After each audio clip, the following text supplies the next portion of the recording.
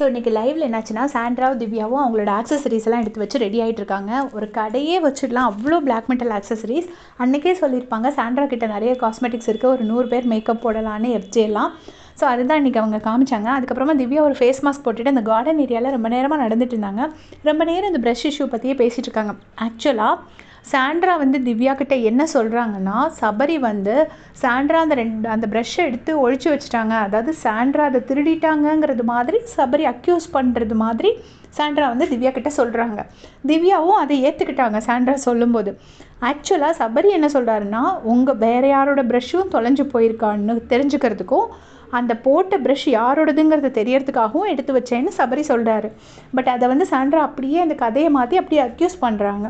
பண்ண உடனே திவ்யாவும் அதை ஏற்றுக்கிட்டாங்க. திவ்யா என்ன சொல்கிறாங்கன்னா, அப்படி வந்து ப்ரஷ்ஷை அவனும் எடுத்து வச்சுருக்க மாட்டான். திவ்யா வந்து சபரியை சந்தேகப்படல, சாண்ட்ரா வந்து சபரியை சந்தேகப்படுறாங்க. திவ்யா என்ன சொல்கிறாங்கன்னா, ஆனால் நம்மளை சந்தேகப்பட்டது தப்புன்னு சொல்கிறாங்க சாண்ட்ரா சொல்கிறதுக்கு. ஸோ அதுக்கப்புறமா சாண்ட்ரா சொல்கிறாங்க, இப்போ கானா வினோத்தோடதை நம்ம தான் எடுத்து வச்சோங்கிற மாதிரி கானா வினோத்தை நம்பிட்டாருன்னா நம்மளை அவர் என்ன பண்ணுவார் அப்படிங்கிற மாதிரி, ஏதோ கானா வினோத் வந்து உடனே வந்து கடிச்சு கொதற மாதிரி அப்படிலாம் ஒன்றுப்பட்ட ஆள்லாம் ஒன்றும் கிடையாது கானா வினோத்தை. அவர்கிட்ட நார்மல் கான்வர்சேஷன் வைக்க முடியும். அப்போ திவ்யா சொல்கிறாங்க, இல்லை இதில் இவங்க எல்லாரும் சொல்கிறாங்க என்கிட்ட ஒரு விஷயத்த பேச முடியாதான், கானா வினோத் கிட்ட மட்டும் ஒரு விஷயத்த பேச முடியுமா, ரொம்ப எனக்கு என்ன சொல்கிறதுனே தெரியலக்கா அப்படின்னு சொல்லி திவ்யா சொல்கிறாங்க. ஆக்சுவலாக கானா வினோத் கிட்ட ஒரு கான்வர்சேஷனை வைக்க முடியாததெல்லாம் கிடையாது. அவர்கிட்ட போய் எல்லோரும் கொஞ்சம் கோவப்படுவார் தான், பட் ஸ்டில் அட்லீஸ்ட் பேசலாம். பட் திவாகர் கிட்டெல்லாம் பேசவே முடியாது, பேசுகிறது வேஸ்ட்டு.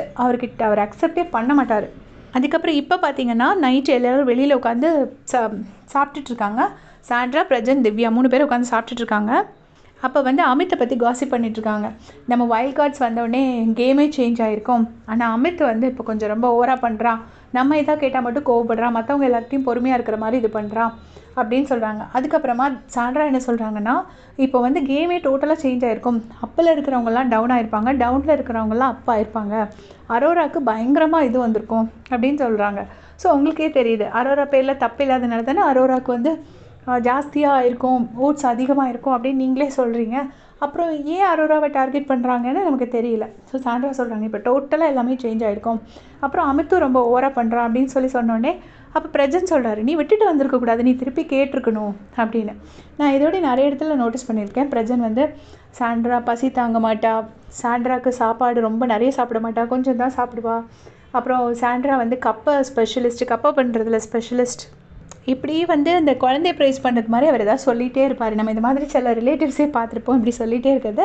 அது ஒரு மாதிரி கேட்குறதுக்கு எனக்குலாம் இரிட்டேட்டிங்காக இருக்கும். அப்படியே அவங்க ஃபேமிலி மெம்பர்ஸ் சும்மா போட்டு ப்ரைஸ் பண்ணிகிட்டே இருந்தால்.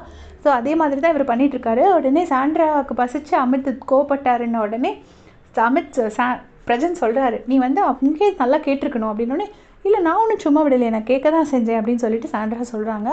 உடனே பிரஜன் வந்து இப்படி கையை வச்சுட்டு ஒரு மாதிரி மாக்கிங் பாடி லாங்குவேஜில் சொல்கிறாரு, இரு கொஞ்சம் பொறுமையாக இரு அப்படின்னு நீ சொல்லியிருக்கணும்னு சொல்லிட்டு இந்த கொஞ்சம் அடங்குன்னு சொல்லுவோம்ல அந்த மாதிரி கையை வச்சு காட்டுறாரு.